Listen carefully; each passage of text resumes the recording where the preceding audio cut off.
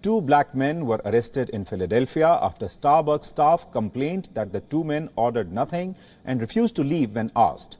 The coffee shop staff called the police as Starbucks reportedly does not allow non-paying people to come in and use the restroom.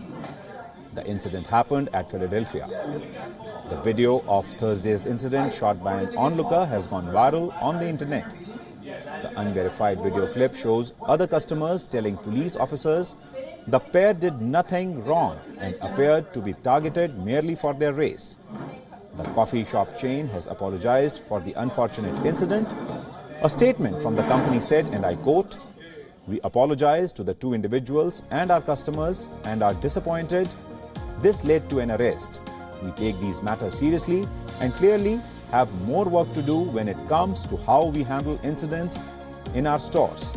We are reviewing our policies and will continue to engage with the community and the police department to try to ensure these type of situations never happen in any of our stores," unquote. Police departments across the United States have come under intense criticism for repeated instances of killing of unarmed black men in recent years. Activists blame the killings on racial biases in the criminal justice system. Meanwhile, Philadelphia's police commissioner, Richard Ross, has defended the arrest of black men. Police commissioner said employees at the store called the police to report a disturbance and trespassing.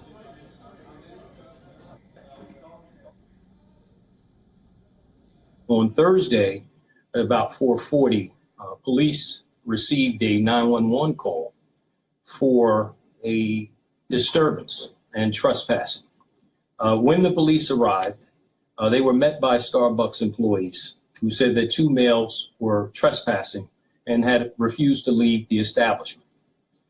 According to employees, they had seen these two males come in, they sat down, and after being seated, they decided that they needed to use the restroom. Starbucks said that according to their company policy, they do not allow non-paying members or non-paying people of the public to come in and use the restroom. And so they then asked these two males to leave. These two males refused to leave, and the police were called. And I'm joined by my colleague, Mohammed Saleh. He's joining me from WION's newsroom. Mohammed, is it just about not allowing these people to use the restroom, or is it a racially motivated incident?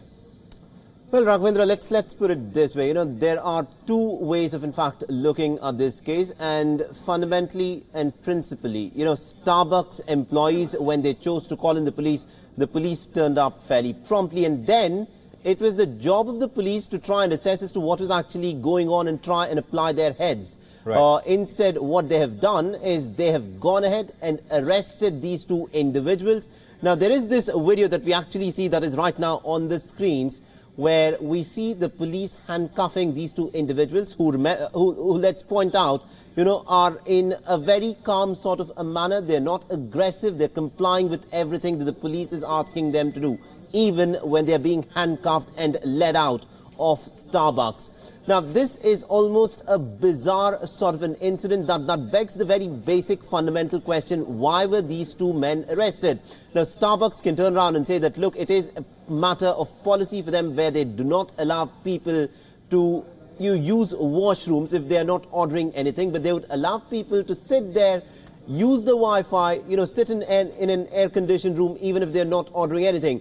At this point of time, the facts of the case are this, Raghavendra. These two individuals, their names have not been made public, but this video has in fact been put out. It is an unverified video at this point of time, and they were sitting at the Starbucks cafe. Let's also put it this way. They were arrested on charges of trespassing. Right. Now, Starbucks is a sort of a place, it's a cafe where people go, they sit, they have coffee, they order for food, and that is what they generally do. And if they were sitting quietly, were they in the wrong? This is a basic fundamental question which a lot of people are asking, and many people, in fact, have come out and said, because this clip that we in fact see this has gone viral. More than 4.5 million views were in fact, this clip got more than 4.5 million views in a span of less than 24 hours after it was uploaded. The incident happened last Thursday. Absolutely. And many people are asking this basic fundamental question. If only these two individuals had happened to be white, would they have been,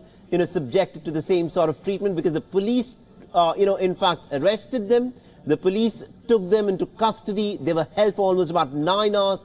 They were photographed. They were fingerprinted. And then they were let go with no charges having been filed against them. This is a clear case of prejudice. They were only arrested. They were only asked to leave from Starbucks. It could have been this way. If Starbucks employees there, the store manager was not happy with the fact that these two individuals were sitting and were not ordering for stuff, he could have asked them to leave. He could have said that, look, you can sit here for a specified period of time. If you're not ordering, we have more people who'd like to come in. Then they could have been asked to leave. But should they have been arrested? This, of course, is the big question. And also the manner in which the police, who remember at this point of time, because it's such a huge sort of bad PR for Starbucks, because now people will think twice on how long they would have to sit, in a Starbucks cafe. So they have come forward. They've said that, look, we are sorry. We'd like to look at our standard operating procedures. But the police are still sticking to their guns where they're saying, look, we got a 911 call and we have followed the procedure. But the question is, did the police actually apply their minds when they went in to see what the situation was that was unfolding at the cafe here? Absolutely. That's the big question, whether the police did actually apply their minds or not. And let's take a look at that video and let's try and get a sense of what actually happened. Don't get no fight with them. Don't get no fight with them. Yeah, I mean, it's ridiculous. Yeah, this guy. What did they get called for? Because there are two black guys sitting here meeting me? Yes. Well, what did they do? What did they do? Someone tell me what they did. They didn't do anything. I saw the entire thing. They didn't. What did they do? Nothing. And the woman says for paying customers only after they didn't do anything.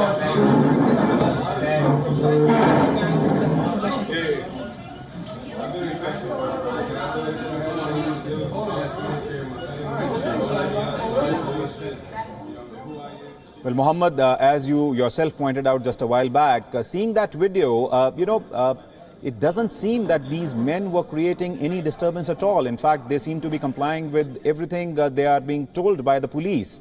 Now, that actually raises the big question. Even the police have said that they had a call from Starbucks staff saying some kind of disturbance was happening at the cafe. But clearly, I mean, if you take a close look at this video, one doesn't find much of a disturbance. That's exactly correct here. And one of the reasons, Raghvendra, as to why this video resonates so much in the United States of America is because of the manner, the prejudiced manner in which the police has behaved when dealing with black youth in recent months. Now, there was this case that had happened only just a few months ago where a police officer shot dead a black youth because he thought the black young man was actually holding up a gun while it was essentially just a mobile phone which he had in his hand. Now, the police officer in his defense said that he thought it was a gun. It looked like a gun to him, but later it was proven from the visuals that it was a mobile phone. And there was also another instance where the police said there was this young man who was charging at them menacingly, which is what resulted in them shooting him down dead. But the forensic reports pointed out that the bullets that were shot at the young man were from the back, essentially indicating to the fact that the young man was not charging towards the police as they had originally claimed, but was actually trying to get away from them. Was he needed to be shot dead? Now, these are questions which the police have to give answers for, which they have not been able to. And this is an issue that resonates very, very strongly and emotively amongst the members of the black community in the United States, where increasingly the prejudice in terms of how young black men, in fact, are treated by the police in America has been called into question. There have been massive protests, and this appears to be yet another straightforward case where the police has went well beyond what they should have in fact done, because this is clearly a case. If they'd asked the black men to leave from Starbucks cafe, that would have been the end of the matter. Absolutely. What they've chosen to do in this case is they have handcuffed them. Was it necessary? Perhaps not. They've taken them to the police station. They were held for 9 hours. One wonders as to what they were questioned for a period of 9 hours, because we are given to understand that they were sitting in the cafe just for a few minutes and this entire thing has resulted from that. They were fingerprinted, they were photographed, they were questioned. Why were they subjected to all of this? Now, a lot of people are asking, would a white individual would have been subjected to exactly this kind of entire sort of a humiliating experience? People are turning around and saying that would have not been the case if these two individuals only happened to be in white. This is yet another instance of prejudice. This is yet another instance of racial profiling, where these young men were targeted essentially because they were black, and somehow the police seem to be cracking down much harder, going well beyond what they're expected to do when it involves cases of black young men. Absolutely. Thank you, Mohammed Saleh, for joining us with those updates and perspective.